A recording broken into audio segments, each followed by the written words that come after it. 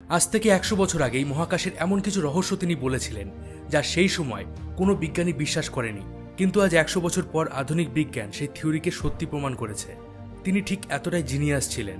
তিনি বলতেন, যে মানুষ আজ পর্যন্ত কোনো ভুল করেনি সে আজ পর্যন্ত নতুন কিছু করার কোনো চেষ্টাই করেনি।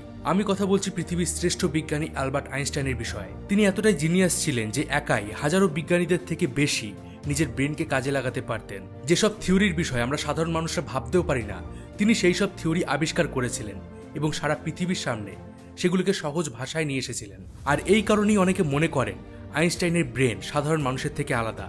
আইনস্টাইন নিজেও এই বিষয় জানতেন। এই কারণে তিনি মৃত্যুর আগে বলে গিয়েছিলেন তার শরীরের কোনো অঙ্গ প্রত্যঙ্গ নিয়ে যেন কোনো রকম রিসার্চ করা না হয়। কিন্তু তার এই শেষ ইচ্ছেকে সম্মান জানায়নি এক লোভী ডাক্তার, যে আইনস্টাইনের মৃত্যুর পর তার ব্রেন চুরি করে নিয়েছিল, এমনকি তার উপরে অনেক রিসার্চও করেছিল। আর সেই রিসার্চ থেকে আইনস্টাইনের ব্রেন সম্বন্ধে এমন কিছু তথ্য সামনে আসে যা দেখে বিজ্ঞানীরাও হতবাক হয়ে গেছে। এবার প্রশ্ন হলো, আইনস্টাইনের ব্রেনে কি এমন ছিল যাতে তিনি একজন সাধারণ মানুষের থেকে কয়েক গুণ বেশি জিনিয়াস ছিলেন? আর কেন তার মৃত্যুর পর তার ব্রেন চুরি হয়েছিল? 14 মার্চ 1879 সালে জার্মানির উলম প্রদেশে একটি ইহুদি পরিবারে আইনস্টাইনের জন্ম হয়। কিন্তু তার জন্মের সময় ডাক্তাররা লক্ষ্য করেন আইনস্টাইনের মাথা অন্যান্য বাচ্চাদের তুলনায় অনেকটা বড়। তারা ভাবেন এই বাচ্চাটি হয়তো মানসিকভাবে বিকলাঙ্গ হবে। তার বাবা মাও এটাই ভেবেছিলেন, কারণ একটি সাধারণ শিশু 2 থেকে 3 বছরের মধ্যে কথা বলা শিখে যায়। কিন্তু আইনস্টাইন টানা 4 বছর একটিও কথা বলেনি। একদিন তিনি যখন রাতে ডিনার করছিলেন, হঠাৎই বলে ওঠেন, আজকে স্যুপটা খুব গরম। এটা শুনে তার বাবা মা হতবাক হয়ে যান। তারা খুশি ছিলেন, কিন্তু ঠিক তেমনই আশ্চর্য ছিলেন। তখন আইনস্টাইনের কাছে জিজ্ঞাসা করা হয় সে এতদিন কেন কথা বলেনি। উত্তরে আইনস্টাইন জানান, এতদিন সবকিছু ঠিকঠাকই ছিল। তার জীবনের এইসব আজব ঘটনা এখানে থেমে থাকেনি। তিনি একজন জিনিয়াস হলেও তারিখ এবং ফোন নম্বর মনে রাখতে পারতেন না। এমনকি তিনি নিজের টেলিফোন নাম্বারও মনে রাখতে পারতেন না। তিনি বলতেন, যে জিনিস খাতা খুঁজলেই পাওয়া যাবে তা মনে রাখার দরকার কি? তবে এত জিনিয়াস ব্যক্তি নিজেকে কখনো জিনিয়াস বলতেন না। তিনি বলতেন, আমি তোমাদের মতো একজন সাধারণ ব্যক্তি, আমি শুধু একটু বেশি কৌতূহলী। 18 এপ্রিল 1955 সালে আমেরিকার প্রিন্সটন হসপিটালে আলবার্ট আইনস্টাইন মারা যান। সেই সময় তার মৃত্যুর কারণ জানার জন্য পোস্টমর্টেম করা হয়। আর যিনি এই পোস্টমর্টেম করছিলেন সেই ডাক্তার থমাস হার্বি গোপনে আইনস্টাইনের ব্রেন চুরি করে নেন। ডক্টর হার্বি জানতে চেয়েছিলেন আইনস্টাইনের ব্রেনে এমন কি ছিল যা তাকে পৃথিবীর সবথেকে বুদ্ধিমান বিজ্ঞানী বানিয়েছিল।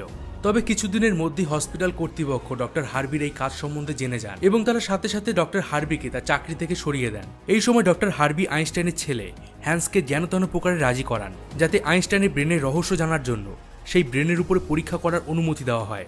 হ্যান্সের অনুমতি পাওয়ার পর শুরু হয় ব্রেনের উপর দীর্ঘকাল ধরে চলা রিসার্চ। ব্রেনের উপরে রিসার্চ করার পারমিশন পেলেও ডক্টর হার্বি অনেক সমস্যায় পড়েন। প্রথমে তিনি হাসপাতালে চাকরি হারান, এমনকি তার ডাক্তারি লাইসেন্সও বাতিল হয়ে যায়। এরপর তার ওয়াইফের সাথে এই রিসার্চ নিয়ে নিয়মিত ঝামেলা হয়। শেষে তার ডিভোর্সও হয়ে যায়। সেই সময় ডাক্তার হার্বি ঠিক করেন এই ব্রেনের মোট 240টি ছোট ছোট টুকরো করবেন এবং সেগুলোকে পৃথিবীর বিভিন্ন রিসার্চ সেন্টারে গবেষণার জন্য পাঠাবেন। আইনস্টাইনের মতো একজন বড় মাপের বিজ্ঞানীর ব্রেনের উপরে রিসার্চ করার জন্য সব রিসার্চ সেন্টারগুলোই এক্সাইটেড ছিল। এই দীর্ঘমেয়াদী রিসার্চ প্রায় 30 বছর ধরে চলেছিল। অবশেষে 1985 সালে আইনস্টাইনের ব্রেনের উপরে একটি রিসার্চ পেপার পাবলিশ করা হয়। এটা ছিল প্রথম রিসার্চ পেপার। এর পরেও আগামী 28 বছরে বিভিন্ন রিসার্চ পেপার সামনে আসতে থাকে। এতে বলা হয় আইনস্টাইনের ব্রেন সাধারণ মানুষের থেকে অনেকটাই আলাদা ছিল। সব থেকে বড় যে ডিফারেন্সটি তারা লক্ষ্য করেছিলেন সেটা ছিল ব্রেনের কর্পাস কলসাম জায়গাটিতে। তো চলুন বিষয়টিকে একটু সহজ ভাষায় আপনাদেরকে বুঝিয়ে দেই। আমাদের ব্রেন দুটো ভাগে বিভক্ত। আমাদের মাথায় কোনো চিন্তা আসলে বা ভাবনা আসলে প্রথমে আমাদের ব্রেনের একটি অংশে সেই ভাবনাটা সৃষ্টি হয়। তারপর সেই অংশ থেকে শরীরের বিভিন্ন অঙ্গের কাছে সিগন্যাল যায় সেই কাজটিকে সম্পূর্ণ করার জন্য। ব্রেনের বাঁদিকের অংশ আমাদের শরীরের ডান দিককে নিয়ন্ত্রণ করে, আর ব্রেনের ডান দিকের অংশ আমাদের শরীরের বাঁদিকের অংশকে নিয়ন্ত্রণ করে। বাঁদিকের ব্রেনের অংশ আমাদের কথা বলা, কোনো কিছুকে বোঝা, বিভিন্ন সমস্যার সমাধান করা এবং লেখা এই সব কাজে সহায়তা করে। আর ডান দিকের ব্রেনের অংশ আমাদের বিভিন্ন ক্রিয়েটিভ কাজ, কোনো জিনিসের আকার বোঝা, শিল্প, গান বাজনা এই সব কাজে সহায়তা করে। এবার আপনি ভাববেন এই সব কিছুর মধ্যে কর্পাস কলসাম অঙ্গটির কাজ কি?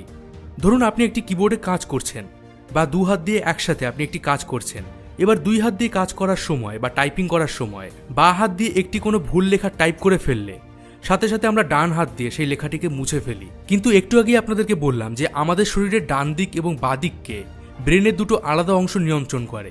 তাহলে এই বাঁ হাত দিয়ে করা ভুল টাইপিং সাথে সাথে ডান হাত বুঝলো কিভাবে এত তাড়াতাড়ি ব্রেনের ডান অংশ থেকে বাঁ অংশে সিগন্যাল গেল? ঠিক এইখানে কর্পাস কলসাম নামক অঙ্গটি কাজ করে। এই কর্পাস কলসাম অঙ্গটি ব্রেনের ডান অংশ বা বাঁ অংশের মধ্যে দ্রুত সংযোগ তৈরি করে এবং দুই ব্রেনের মধ্যে দ্রুত সিগন্যাল পাঠাতে হেল্প করে। বিজ্ঞানীরা যখন আইনস্টাইনের ব্রেনের উপর রিসার্চ করেন তারা লক্ষ্য করেন আইনস্টাইনের ব্রেনের এই অংশটি অর্থাৎ কর্পাস কলসাম অঙ্গটি অন্যান্য ব্যক্তিদের থেকে অনেক বড় ছিল, ফলে তার দুই ব্রেনের অংশ খুব দ্রুত সিগন্যাল আদান প্রদান করতে পারত। আর এই কারণে আইনস্টাইন অনেক কম সময়ের মধ্যে অনেক জটিল চিন্তাভাবনা করতে পারতেন।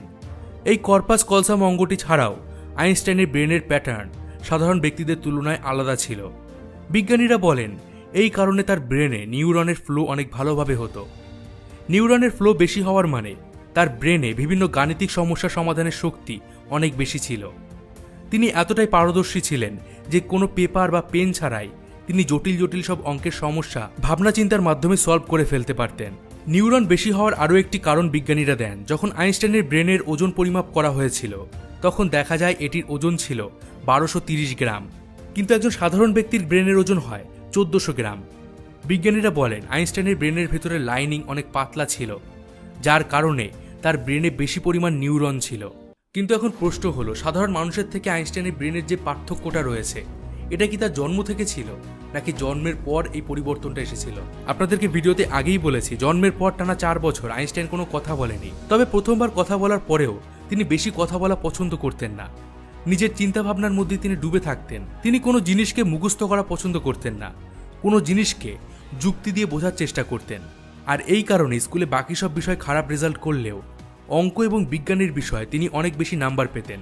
12 বছর বয়সে তার এক টিচার আইনস্টাইনের বাড়িতে ভুল করে একটি জ্যামিতির বই ফেলে যান। আশ্চর্যের বিষয় হলো আইনস্টাইন ওই বইটি পড়ে মাত্র একদিনের মধ্যেই জ্যামিতির সব থিওরিগুলো শিখে ফেলেন। এমনকি মাত্র 14 বছর বয়সে তিনি ক্যালকুলাস এবং ইন্টিগ্রেশনের অঙ্কের মাস্টার হয়ে গিয়েছিলেন। অঙ্ক এবং বিজ্ঞানে তার এত জ্ঞান ছিল যে ক্লাসে যখন সে কোনো প্রশ্ন করার জন্য হাত তুলত তখন প্রফেসররা ঘাবড়ে যেত, কারণ তার প্রশ্নগুলো প্রফেসরদেরও চিন্তায় ফেলে দিত।